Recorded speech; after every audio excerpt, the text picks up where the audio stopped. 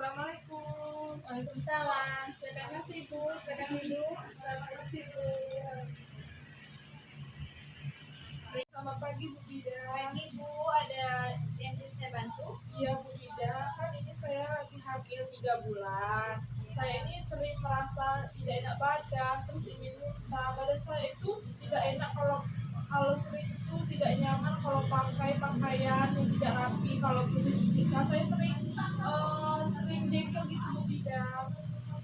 Oh Ibu, jadi Ibu merasa jengkel dengan perubahan fisik pada diri Ibu ya Bu ya? Iya Bu Bida. Udah berapa lama Ibu menikah? Saya sudah menikah 1 tahun Bu. Apakah Ibu tuh udah bersedia gitu, emang mau punya anak dalam Ya. tahun ini atau gimana? Iya Bu, saya memang bersedia mau ini punya anak tahun ini. Bentar ya Bu, kita ukur tekanan darah dulu. Iya Bu Bida. Pindah ke sini ya Bu, kita tensi dulu. Iya baik Bu. Datang dulu ya Bu. Kasih misi ya Ibu, kita tekan dulu. Bagaimana perasaan Ibu dengan kehamilan ini Bu? Alhamdulillah Bu Bida, kehamilan pertama saya ini sangat saya nanti. Oh iya, pasti keluarga juga senang ya Bu ya. Alhamdulillah Bu. Nah, ukur dulu ya Bu. Iya Bu.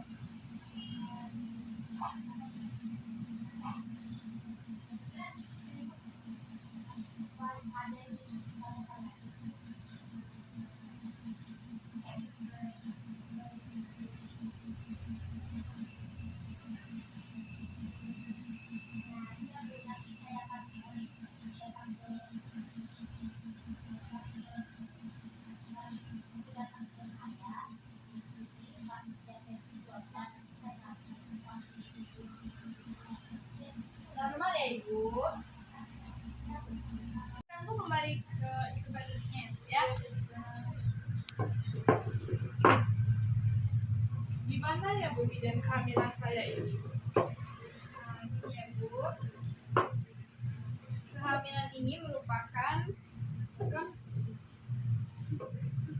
Terus gimana ya Ibu Bida tentang kehamilan saya ini? begini Bu, kehamilan Ibu merupakan suatu proses dari pembuahan atau konsepsi sampai kelahiran janin Ibu biasanya 9 bulan 7 hari, dan jumlah kehamilan Ibu merupakan proses alamiah atau normal ya Bu ya tadi, Oh iya Bu. dan proses abnormal, tetapi kondisi normal dapat menjadi abnormal Bu. Abnormal itu berarti tidak normal kan Bu? Ya. Terus ya Bu Bida, gimana ya umur kehamilan saya ini kan sudah memasuki 3 bulan itu? Oh ya, jadi gini Bu, pada kehamilan 3 bulan seperti Ibu ini, umumnya pada Ibu hamil akan mengalami perubahan fisik seperti yang Ibu katakan tadi, mual, muntah, dan juga kalau Ibu pakai baju tuh udah mulai merasa risih gitu ya Bu ya, nggak muat. Jadi itu sebenarnya hal yang normal. Normal kan ya Bu ya? Iya,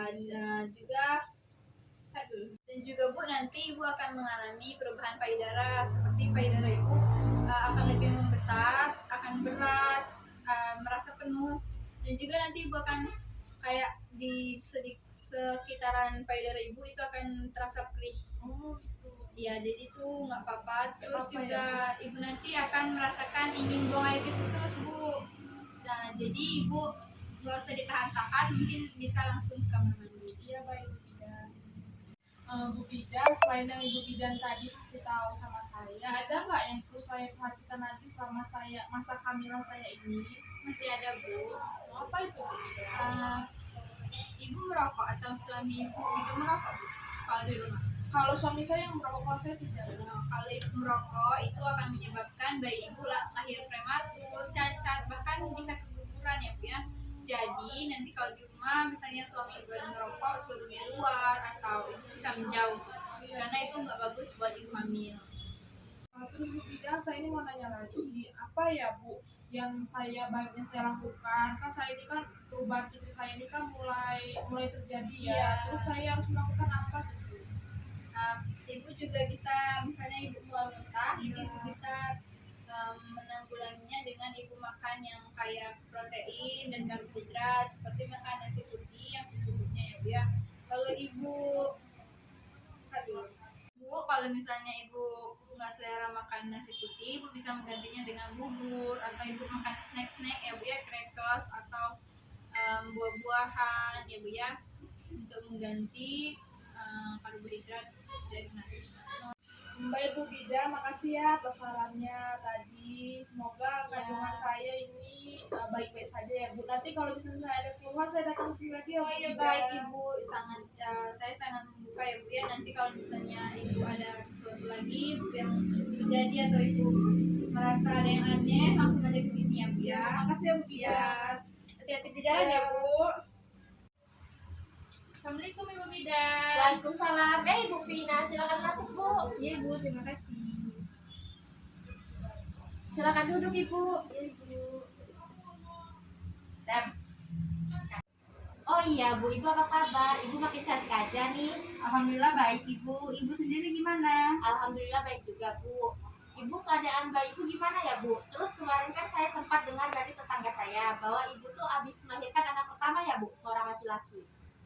Iya Bu, anak saya alhamdulillah sehat. Alhamdulillah ya Bu. Terus usianya berapa Bu? Dan nama si jagoan kecilnya siapa ya Bu? Usianya sekarang 6,5 minggu Bu. Namanya Kenzi. Alhamdulillah ya Bu, namanya sangat bagus ya Bu. Ibu sama suami Ibu sangat pandai ngasih namanya.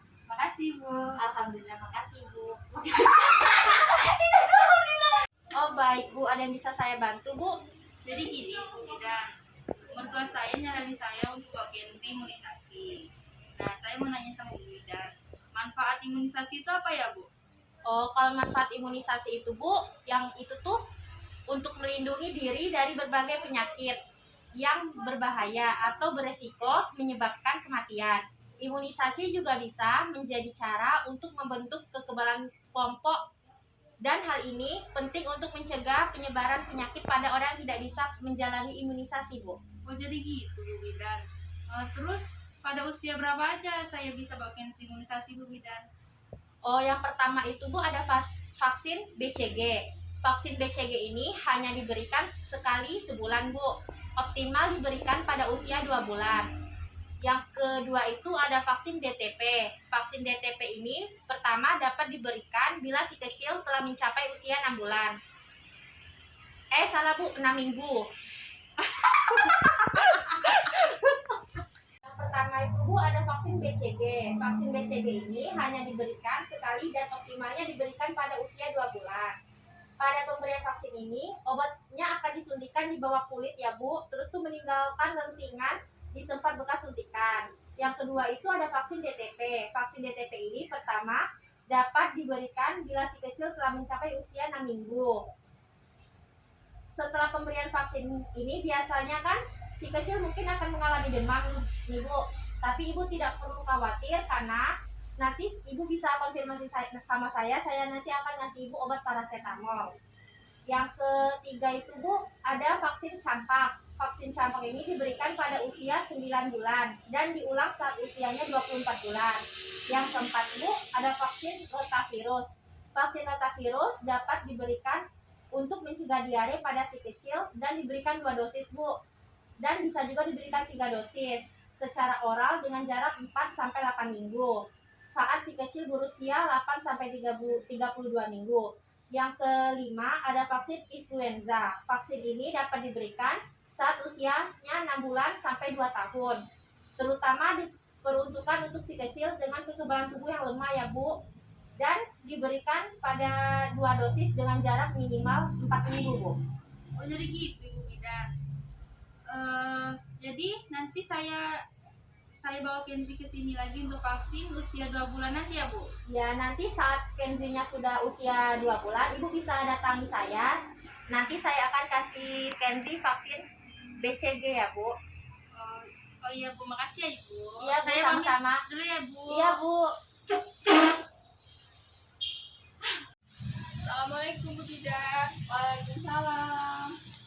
Silakan duduk. Makasih Bu Bidan. Ya sama-sama. Ada yang bisa saya bantu deh? Ada Bu Bidan, tapi ini hal yang saya tidak ingin orang lain tahu. Tentang apa itu? Tentang kehamilan saya Bu Bidan. Baiklah. Sebelumnya, perkenalkan saya Bidan Mesa. Maaf, ada yang namanya siapa? Nama saya Yolanda Bu Bidan. Umurnya? Umur saya 18 tahun. Pantas saja masih kelihatan muda ya, Dek. Iya. Maaf ya, kandungannya udah usia berapa ya, Dek? Udah 4 minggu Bu. Wah, Tapi terus apa yang bisa saya bantu? ini Bu Bidan, saya kesini bukan mau periksa kandungan saya, tapi saya mau aborsi kandungan saya. Loh, kenapa diaborsi? Karena saya takut sama keluarga saya. Kenapa takut? Emang suaminya di mana? Karena itulah Bu Bidan alasannya saya mau aborsi kandungan saya, karena ayahnya dari bayi saya tidak mau tanggung jawab. Kenapa bisa seperti itu?